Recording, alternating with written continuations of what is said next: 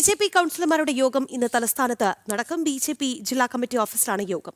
26-ന് mayor തെരഞ്ഞെടുപ്പ് നടക്കുന്നതിന് മുന്നോടിയായിട്ടാണ് യോഗം. മേയറുടെ കാര്യത്തിലും ഇന്നത്തെ യോഗത്തിൽ ധാരണയാകും. വിവരങ്ങളുമായി ശാലിനി നമുക്കൊപ്പം ചേരുകയാണ്. ശാലിനി, എന്തായാലും ഇനി മേയർ ആരാണ് എന്നുള്ള കാര്യത്തിലാണ് ഒരു സസ്പെൻസ് നിലനിൽക്കുന്നത്.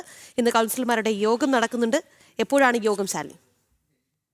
രാഖി, തീർച്ചയായും നിർണായകമായിട്ടുള്ള യോഗമാണ് തലസ്ഥാനത്ത് ചേരുന്നത്. ഇന്ന് രാവിലെ 10 കൂടിയാണ് ബി.ജെ.പിയുടെ തിരുവനന്തപുരം ജില്ലാ കമ്മിറ്റി ഓഫീസിൽ ജില്ലാ അധ്യക്ഷൻ, തിരുവനന്തപുരം സിറ്റി ജില്ലാ അധ്യക്ഷൻ കരമന ജയന്റെ നേതൃത്വത്തിൽ ഇത്തരത്തിലൊരു യോഗം ചേരുന്നത്. ഒപ്പം തന്നെ കഴിഞ്ഞ ദിവസം സത്യപ്രതിജ്ഞ ചെയ്ത 50 കൗൺസിലർമാർ, ബി.ജെ.പിയുടെ നഗരസഭയിലേക്കുള്ള 50 കൗൺസിലർമാരും ഈ യോഗത്തിൽ പങ്കെടുക്കുന്നുണ്ട്. പ്രധാനമായും നമ്മൾ മനസ്സിലാക്കുന്നത് പ്രകാരം ഈ സത്യപ്രതിജ്ഞ ചടങ്ങുകളെല്ലാം കഴിഞ്ഞതിന് ശേഷമുള്ള ആദ്യ യോഗമാണ്.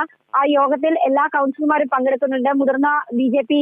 നേതാക്കന്മാരടക്കമുള്ളവർ പങ്കെടുക്കുകയാണ്. പ്രധാനമായും അജണ്ട എന്നുള്ളത് 26-ാം തീയതിയാണ് തിരുവനന്തപുരം നഗരസഭയിലേക്കുള്ള മേയർ തെരഞ്ഞെടുപ്പ് നടക്കുന്നത്. മേയർ തെരഞ്ഞെടുപ്പ് രാവിലെ, ഒപ്പം തന്നെ ഉച്ചയ്ക്ക് 1 മണിയോടുകൂടി ഡെപ്യൂട്ടി മേയർ തെരഞ്ഞെടുപ്പും നടക്കുന്നുണ്ട്. അപ്പോൾ ആരൊക്കെയാകണം സ്ഥാനാർത്ഥി എന്ന കാര്യത്തിലും ഒപ്പം തന്നെ ആരെയാണ് മേയറായി പ്രഖ്യാപിക്കേണ്ടത് എന്നതടക്കമുള്ള കാര്യങ്ങളിൽ ഒരു വ്യക്തതയും തീരുമാനം എടുക്കുക എന്നുള്ളതാണ്. അത് ഇന്നത്തെ യോഗത്തിൽ ഉണ്ടാകും എന്നുള്ളതാണ് നമ്മൾ മനസ്സിലാക്കുകയും ചെയ്യുന്നത്. ബി.ജെ.പിയുടെ സംസ്ഥാന അധ്യക്ഷൻ നിലവിൽ ജില്ലയിലില്ല. സ്വാഭാവികമായും അദ്ദേഹം വരുന്നതനുസരിച്ച് അന്തിമ തീരുമാനം എടുത്തതിന് ശേഷമായിരിക്കും ഒരു സ്ഥാനാർത്ഥി ഉണ്ടെങ്കിൽ സ്ഥാനാർത്ഥിയുടെ പ്രഖ്യാപനം. ഒപ്പം തന്നെ അല്ലാതെ മത്സരത്തിനല്ല, ഒറ്റകക്ഷിയായി വിജയം നേടിയ സാഹചര്യത്തിൽ അങ്ങനെയാണെങ്കിൽ അങ്ങനെ ഒരു തീരുമാനം ഈ ബി.ജെ.പിയുടെ ഭാഗത്ത് നിന്ന് വരുമെന്നുള്ളതാണ് നമ്മൾ മനസ്സിലാക്കുന്നത്. എന്തായാലും യു.ഡി.എഫും കൂടാതെ തന്നെ CPM നേതാക്കന്മാരും അടക്കം തലസ്ഥാനത്തെ അതിനിർണായകമായ തെരഞ്ഞെടുപ്പിൽ ബി.ജെ.പി. വിജയിച്ചു കയറിയ സാഹചര്യത്തിൽ അവരുടെ മേയർ സ്ഥാനാർത്ഥികളെ പ്രഖ്യാപിച്ചിട്ടുണ്ട്.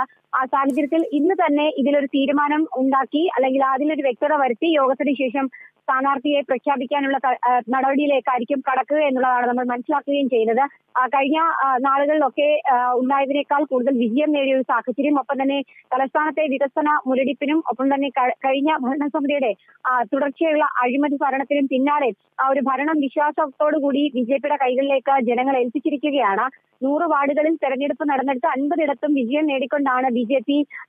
നഗരസഭയിലെ തന്നെ ഏറ്റവും വലിയ ഒറ്റകക്ഷിയായി മാറുകയും ചെയ്തത്. ആ ഘട്ടത്തിൽ ഇനി എന്തൊക്കെ നടപ്പിലാക്കണം, വികസിത അനന്തപുരി എന്നുള്ളൊരു വലിയ സ്വപ്നത്തോടെയും ലക്ഷ്യത്തോടെയാണ് ബി.ജെ.പി. സംസ്ഥാന അധ്യക്ഷൻ രാജീവ് ചന്ദ്രശേഖരന്റെ നേതൃത്വത്തിൽ അനന്തപുരി ബി.ജെ.പി. പിടിച്ചിട്ടുള്ളത്. അപ്പോൾ സ്വാഭാവികമായും ഭരണസമിതി ചുമതലയേറ്റാൽ ആദ്യം എന്ത് നടപടിക്ക് പ്രാധാന്യം നൽകണം, ഏതൊക്കെ വിഷയങ്ങളിൽ പ്രധാന ശ്രദ്ധ കേന്ദ്രീകരിക്കണം എന്നതടക്കമുള്ള കാര്യത്തിലും ഇന്നത്തെ യോഗത്തിൽ തീരുമാനമെടുക്കും എന്നുള്ളതാണ് നമ്മൾ മനസ്സിലാക്കുന്നത്. എന്തായാലും നിർണായകമായ യോഗം തന്നെയാണ് തലസ്ഥാനത്ത് ചേരുന്നത്. രാവിലെ 10:30-ക്കാണ് ബി.ജെ.പിയുടെ കൗൺസിലർമാരുടെയും ജില്ലാ അധ്യക്ഷന്റെയും നേതൃത്വത്തിലുള്ള യോഗം ആരംഭിക്കുക.